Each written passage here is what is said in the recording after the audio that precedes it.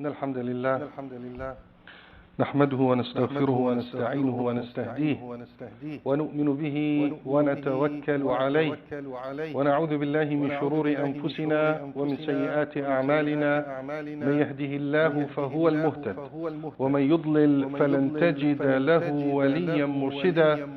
ونشهد أن لا إله إلا الله وحده لا شريك له ونشهد أن محمدا عبده ورسوله وصفيه من خلقه وخليله.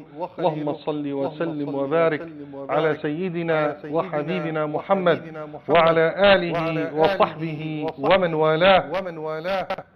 عباد الله، أوصيكم ونفسي المقصرة أولا بتقوى الله، فاتقوا الله حق تقاته ولا تموتن إلا وأنتم مسلمون. ثم أما بعد, all praise are due to Allah subhanahu wa ta'ala, the most gracious and the most merciful. And the best of His peace and blessings shall be bestowed upon His beloved Prophet Muhammad sallallahu alayhi wa sallam and upon those that follow His footsteps. My dear brothers and sisters in Islam, we live in a very unique times, if you will. Full of uncertainties, difficulties. In such times, a lot of people will get heavily impacted by it. We're already hearing about mental health issues, maybe suicides, people losing their jobs, the rate of crime is on the rise. Break and entry, thefts, we're hearing about it. A lot of things are negative things, if you will, that are always associated with such calamity or difficulties that we're going through. And we all realize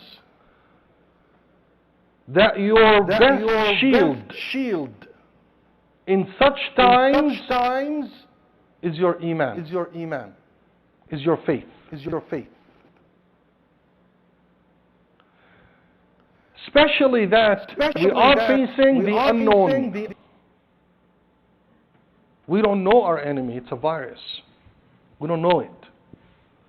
Even specialists still don't know it 100%. You can't see it. There's a big hikmah, wisdom in iman. Where does iman kick in? Mainly when you're facing the unknown. Because humans in their nature, subhanallah, they get arrogant quickly when they know.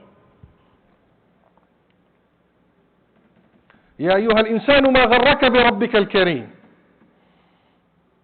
O you humans, what makes you arrogant when you deal with Allah subhanahu wa ta'ala? Meaning, what makes you think that you can live without His blessings and without Him in your life? The first source of ignorance is knowledge. When we think that we know, we think that we're able to control. So a lot of people think that I don't need faith in my life. However, when we're faced with an unknown and uncertainty, the problems will really show up. And we realize the importance of faith and believing in Allah subhanahu wa ta'ala, the Creator. Because now you're seeking a bigger power than your own to help you deal with the unknown. And this is where أمر المؤمن كله خير. As Muhammad sallallahu alayhi wa sallam said, عجبا لأمر المسلم أو المؤمن. The matters of the mu'min is all good. If you're hit by a shar, shakar. You're grateful. If you're hit by a shar, sabar. When أصابه خير, shakar. If you're hit by goodness, by something good, you're grateful to Allah subhanahu wa ta'ala. If you're hit by something bad, you're patient. Why are you patient? What does it mean to be patient? لا تجزع.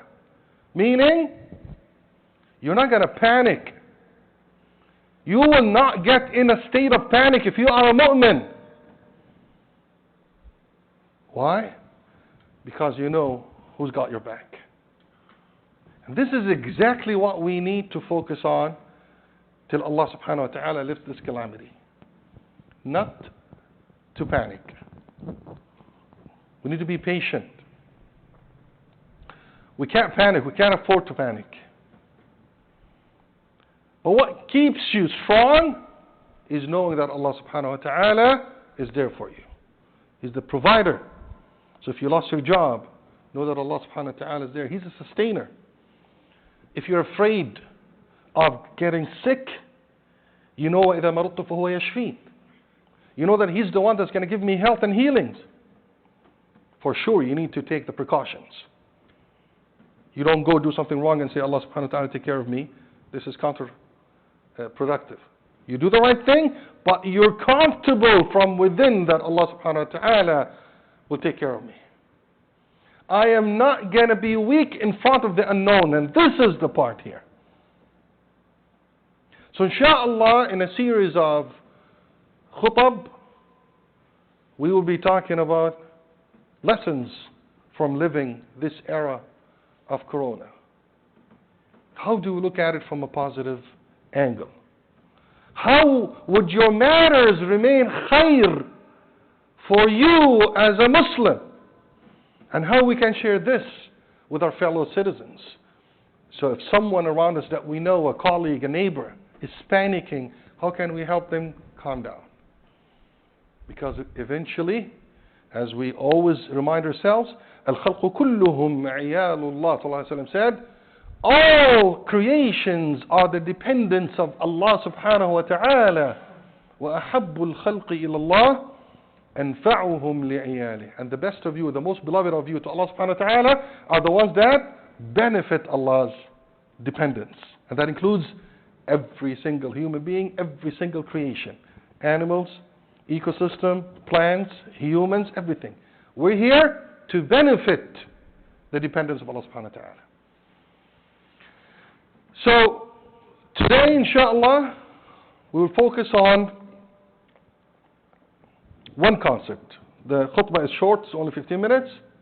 One concept inshallah, every khutbah. One idea.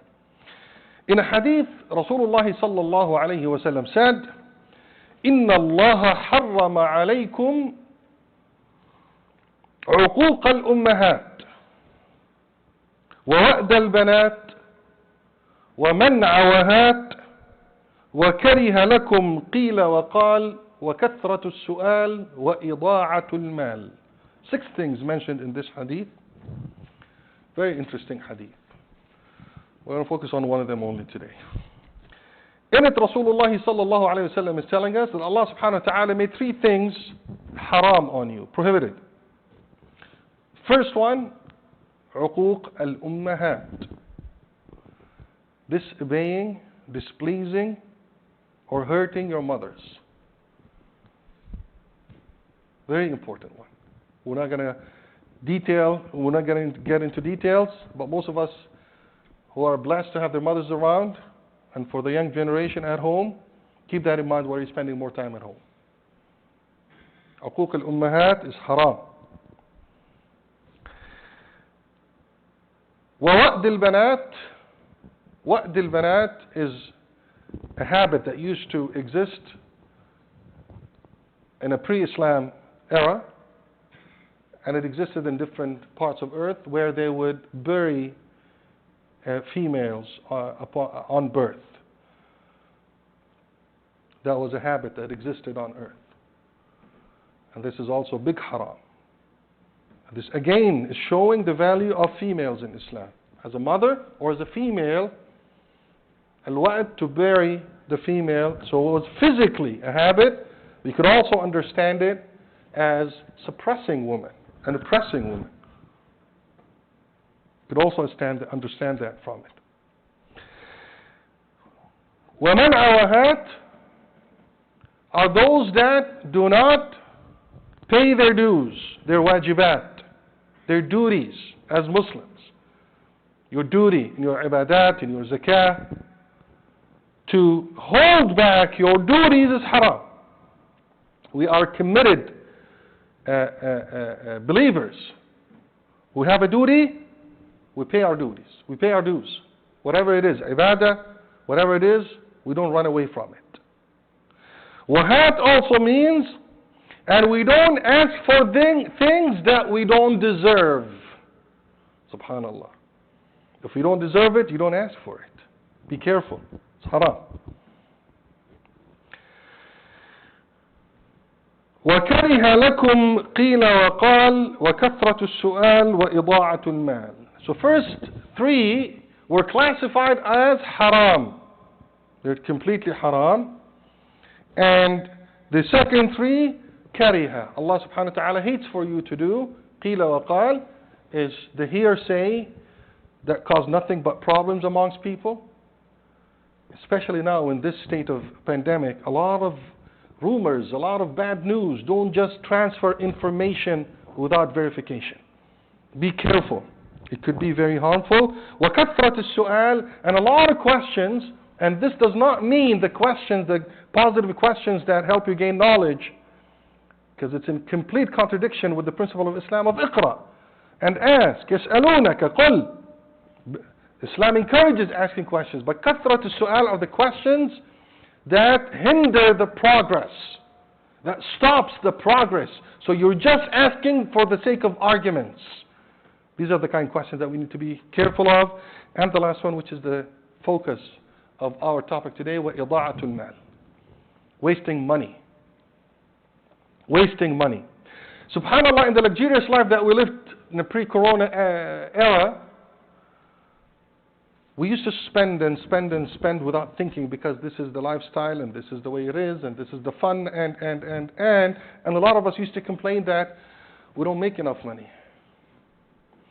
First thing that companies do when they realize they're not saving is they cut on cost. Have we ever thought that we're spending too much money? Instead of thinking, are we making enough money? The question is, are we spending too much money? Are we spending money in the right place?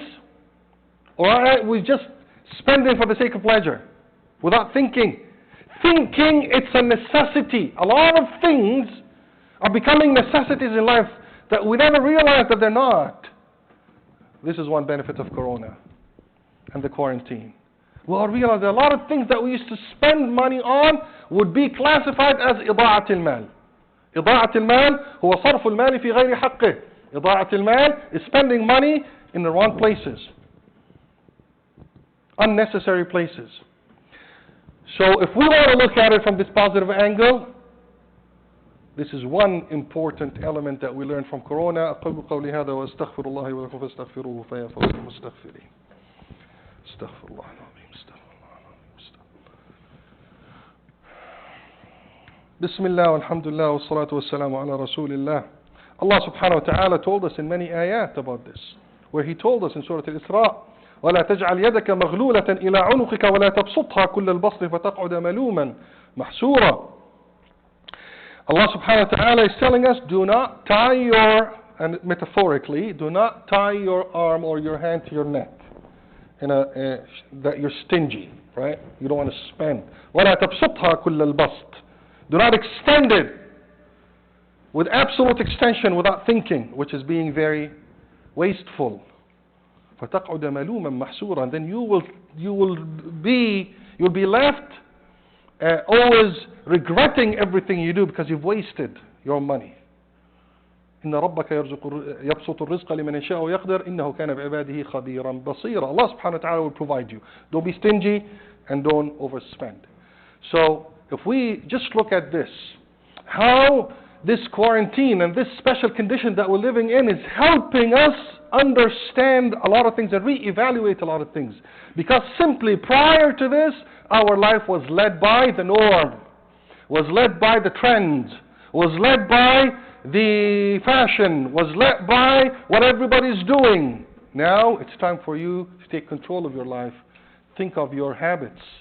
Fix your habits. Wallahi, there's a great benefit in this. We ask Allah subhanahu wa ta'ala to make us among those from al-mu'mineen that will see the khair in the midst of the shar. Allahumma ameen.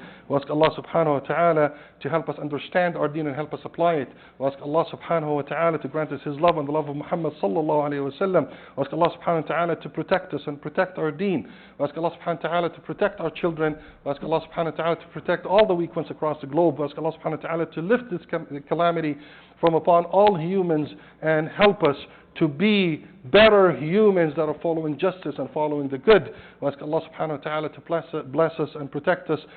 اللهم نسألك العفو والعافية في الدنيا والآخرة. اللهم عافنا في ديننا، اللهم عافنا في دنيانا، اللهم استر عوراتنا وآمن روعاتنا، واحفظنا من بين يدينا ومن خلفنا وعن يميننا وعن شمائلنا ومن فوقنا، ونعوذ بعظمتك أن نغتال من تحتنا، إنك على كل شيء قدير. إن الله وملائكته يصلون على النبي يا أيها الذين آمنوا صلوا عليه وسلموا تسليما. اللهم صل وسلم وبارك على سيدنا محمد وعلى آله وصحبه أجمعين.